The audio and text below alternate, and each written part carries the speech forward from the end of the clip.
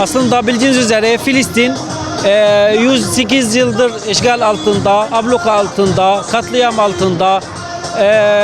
Bizim Filistin her devlet yemek, geleneksel kıyafetler vesaire gösteriyor.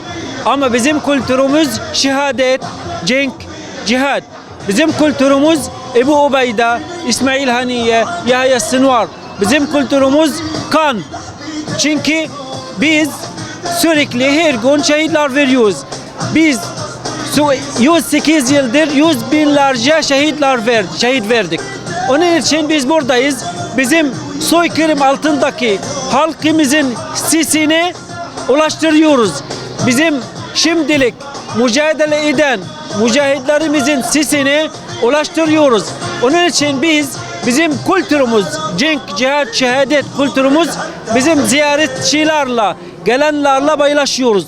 Onun için biz buradayız. Onun için bu stad açtık. Aynı zamanda Filistin çok kadim bir medeniyet. Çok eski bir medeniyet. Onun için bizde yıllardır özel kıyafetlerimiz var. Çok önceki ve eski yıllar önce özel kültürümüz var. Dansımız var bile hatta.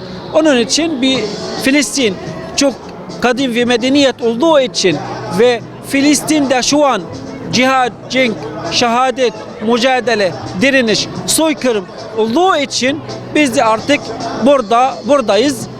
Bizim kültürümüz, direnişimiz ve acımız ziyaretçilerle paylaşıyoruz.